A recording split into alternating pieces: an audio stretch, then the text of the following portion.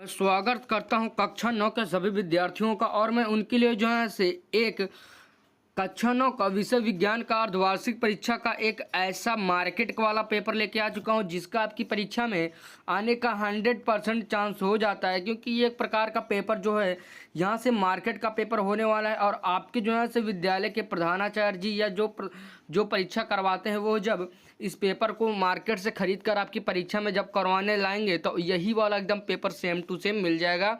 तो आप लोग एकदम निश्चिंत हो जाइए, क्योंकि यही वाला पेपर आपकी परीक्षा में आने वाला है।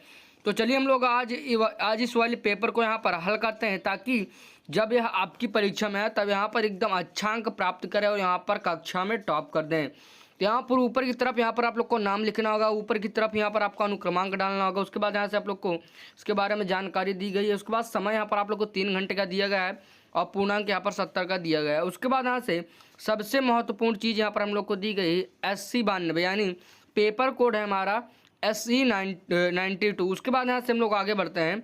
यहाँ से हम लोग जब आगे बढ़ेंगे तो यहाँ पर हम लोग ऊपर से नीचे की तरफ हम लोग को पूरा निर्देश दिया गया, इसको पढ़ लेंगे।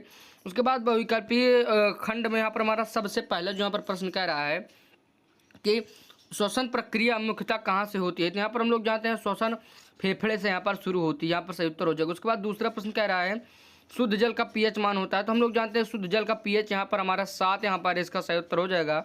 उसके बाद प्रश्न संख्या 3 हमसे कह रहा है कोशिका का पावर हाउस किसे कहते हैं।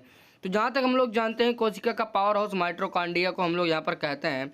उसके बाद यहाँ से हम लोग आगे बढ़ेंगे तो प्रश्न संख्या 4 कह रहा है न्यूटन का प्रथम नियम किसे कहते हैं। तो हम लोग जानते हैं न्यूटन का प्रथम नियम यह है कि जो वस्तु जिस अवस्था में उसी में रहना चाहती है, तो इसे हम जड़त्व का नियम भी इसको यहाँ पर कहते हैं, जो कि हमारा ए वाला ऑप्शन यहाँ पर इसमें सही हो जाएगा। उसके बाद पाँचों एवं बहुविकल्पी का आखिरी प्रश्न कह रहा है कार्बन डाइऑक्साइड का रासायनिक सूत्र। तो यहाँ पर हमारा CO2 यहाँ पर बी वाला ऑप्शन इसमें भी यहाँ पर सही हो जाएगा।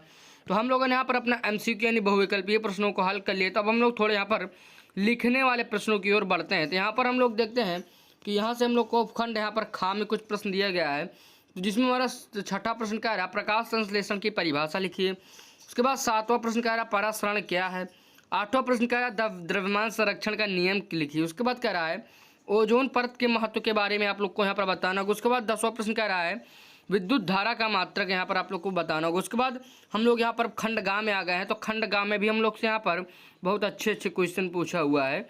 यहाँ पर हम लोग देखते हैं कि खंड गा में यहाँ पर हमारा 11वां यहाँ पर जो हमारा प्रश्न दिया गया है वह कुछ इस प्रकार से कह रहा है कि श्वसन और प्रकाश संश्लेषण में 2 अंतर यहाँ पर आप लोग को लिखना होगा। उसके बाद 12वां प्रश्न हम लोग से कह रहा है यदि 10 न्यूटन का बल से किसी वस्तु पर 2 मीटर खींचा जाए तो किया गया यहाँ पर आप लोग को कार्य यहाँ पर बताना होगा, W यानी आप लोग को यहाँ पर बताना होगा।